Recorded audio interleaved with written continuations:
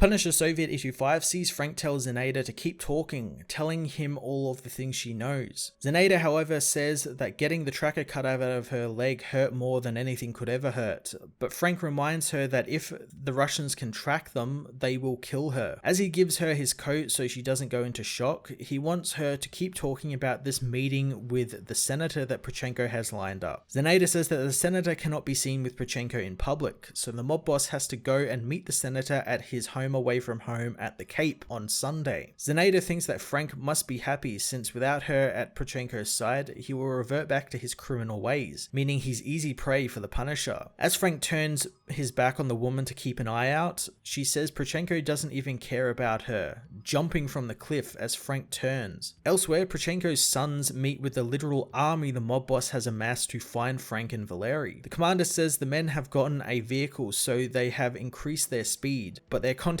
in state police have been alerted to both Frank and Valery. The kids ask why they did that, and the commander says that the Punisher doesn't kill cops, so maybe a police roadblock will push him back towards them, and at that point, he might see Zenaida as a liability and kill her. The sons tell him that Frank is welcome to kill their stepmother. The commander directs them to coffee and food as one of the soldiers wonder what will happen if they need to tell Pronchenko one of his kids got killed by the Punisher, but the commander knows that they are not going within 20 miles of the Punisher today or any day, since the men will kill the Punisher for them and the kids will all take the glory back to their father. Soon a soldier says that his agents have spotted the Punisher as in the forest. Frank tells Valery Zenaida jumped to her death. Valery wonders if she might have survived, but Frank knows that she chose the cliff over going back to Pronchenko, so what does that say about their chances? Valery has an idea, however, knowing that the soldiers will be chasing the woman's tracker all over the country since he dumped it in the back of a passing truck, so why don't they go and see what assets they left in the vicinity? Valery thinks they might come across a senior officer or even the army's comms setup and hopes Frank will give it some thought, wanting to turn the conversation back to his idea about Pronchenko where the man stays alive. Frank knows that it would be a first for him and Valery understands, but putting aside what he said about the country he lost his men in, he feels sorry for the people they abandoned over there. Not just the people in the caves, but the ordinary folk who have to put up with all the fundamentalists in their ranks. Valery says that he doesn't blame the Mujahideen for what they did. He just knows he couldn't be there when they did what they did. He knows Pronchenko made money from his comrades dying and now he's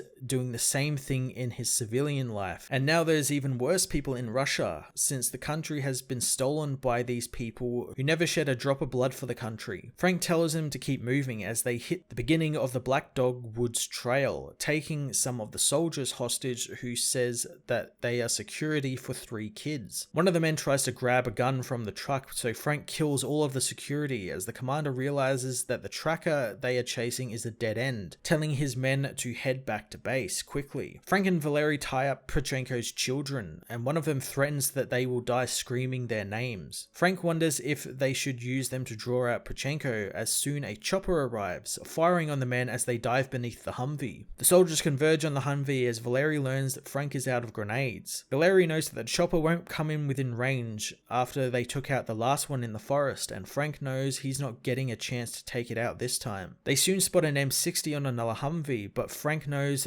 that it would be suicide to even try and get there. Valery knows they have no choice, telling Frank to cover him as he bolts for the gun. Frank opens fire on the chopper, suppressing them as the chopper is ordered to force them back under the truck until backup arrives. Soon the commander says that a hiker called 911 after hearing shots, so cops will soon be all over them, but it's too late as Valery grabs the machine gun, spraying it at the chopper and killing the pilots, causing it to crash into Valery's Humvee. Frank heads for the crash site, killing survivors, only to find that Valery has been impaled on the chopper's blade, telling Frank that he should learn to laugh at life like he does. Frank stays stoic as always as Valery asks if he will keep Pronchenko alive, and Frank thinks this is him trying to guilt him into doing it as Valery begins to fade, dying from his grievous wounds. Punisher Soviet issue 5 was a very surprising issue thanks to the death of Valery as well as Pronchenko's wife. 2 characters who I thought were going to survive until at least the last issue since they were quite key characters into moving the plot along.